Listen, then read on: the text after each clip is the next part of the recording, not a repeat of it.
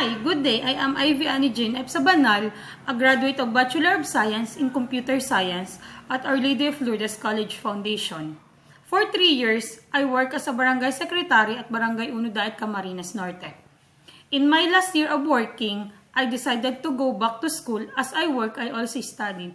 While I'm doing my school works, I also work my duties and responsibilities at my works. It was hard for me because I need to work at the same time. I need to study hard to maintain my grades. After finishing the contract at my work, I focus on my studies and I enjoy it. Even sometimes it was hard. I enjoy making programs in Visual Basic 2015. I've done many programs on one wherein you need to put a name of anime or an anime title of anime as a game. Second, I work like an artificial intelligence that determine what is your sickness. And 3, I work a software that an informational software about disaster and risk reduction, an information and first aid that will help anybody. And then I also work at Visual Basic, our thesis entitled Barangay Uno Health Center Record Management System with SMS that you can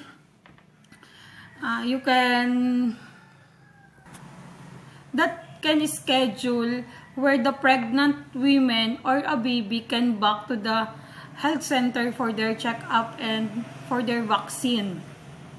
And I also make a project at Android Studio wherein my project is about the Bicol region, about the places in the Bicol region, the foods, the travel destination, the foods, and the language that we use here in Bicol region. And I am also an adventurous person. I love to travel and taking picture with mobile phones. I love to travel with my friends. And I also into DIYs like a cards or a plastic bottle or any kind of trash that can be useful again. And I also love to cook. Lately, I found myself that I can make or I can bake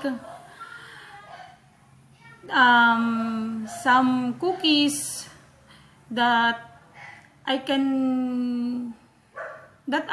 watch online only.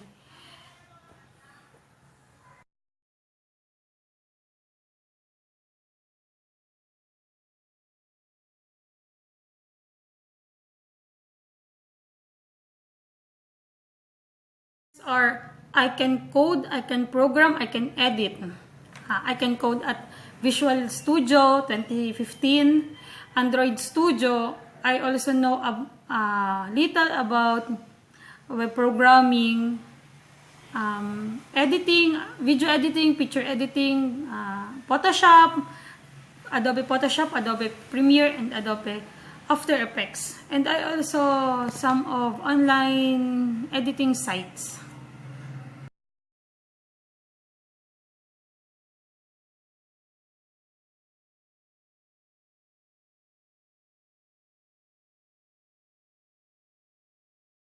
Next is I am a shy person. I don't approach first to the person who I know at the first time. And sometimes I am impatient and I am a quiet person. I am not a socialite person who chit chat here, there, um, some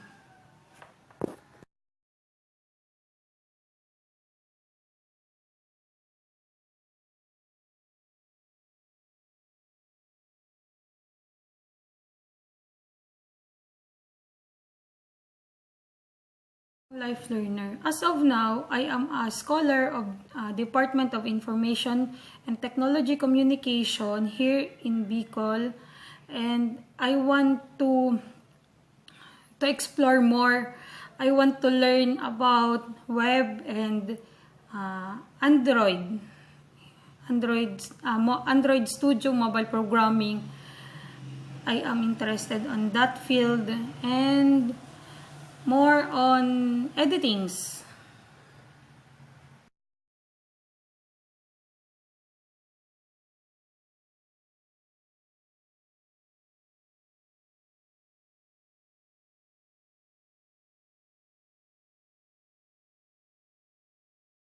How long I've been a freelancer?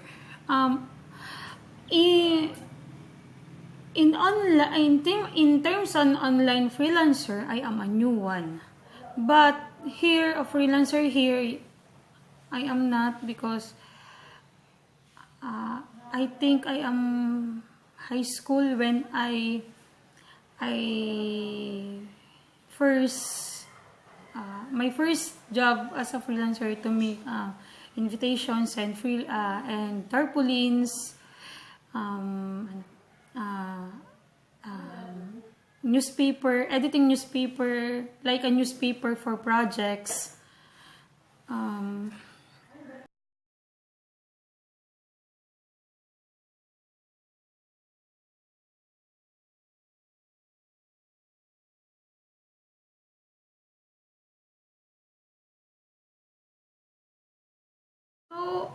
I don't know how many clients I do have before because I started when I was a fourth year college making invitations, tarpaulins, and then when I'm in college, I once edit like newspaper project for my classmate. Um, and until now, I make invitations, videos like that.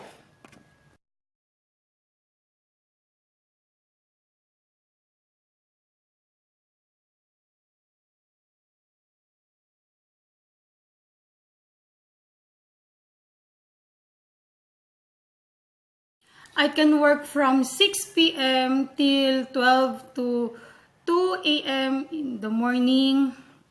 Mm, I can work anytime. I choose that field because I enjoy editing pictures and videos, and then I also like challenges to know the error of my programs, and I am happy in terms in programming and codings.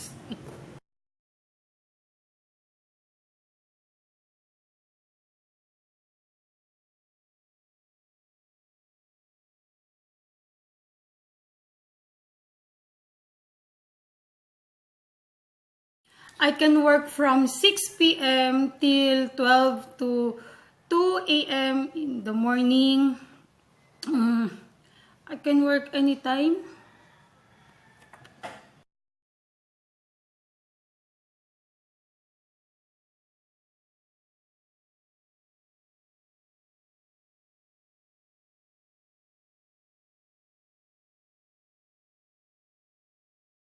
Work alone, at the same time I can work with a team. With a team, the ideas of everyone will include in one project, and you can enhance the project and make more informational or more beautiful or whatsoever what the clients need.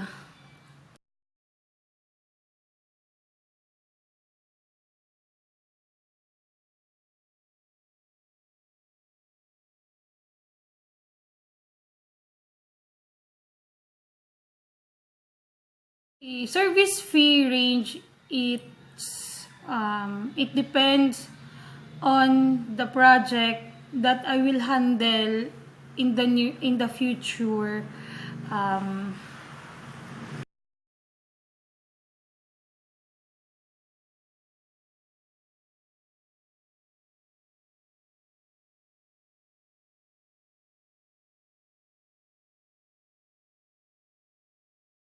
what is my long-term goal as a freelancer?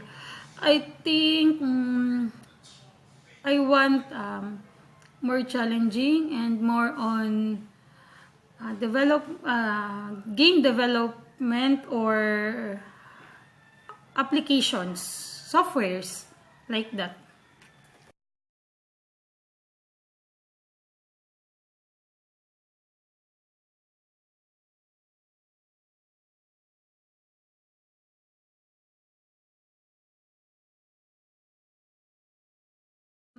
What is my understanding of the job requirements and description? Like what I said, I am in the field of editing, video and picture editing, mobile programming, and Visual Basic.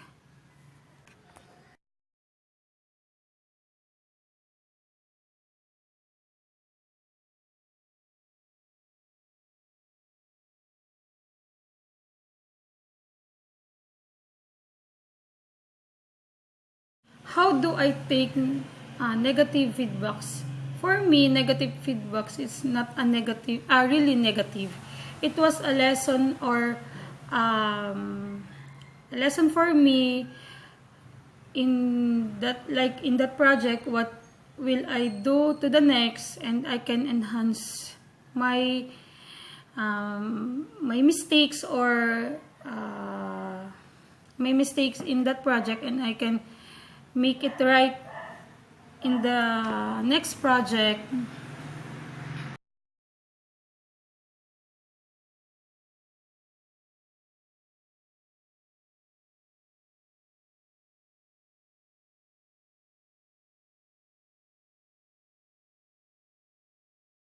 I have a question about project or nothing. As of now, nothing. Thank you.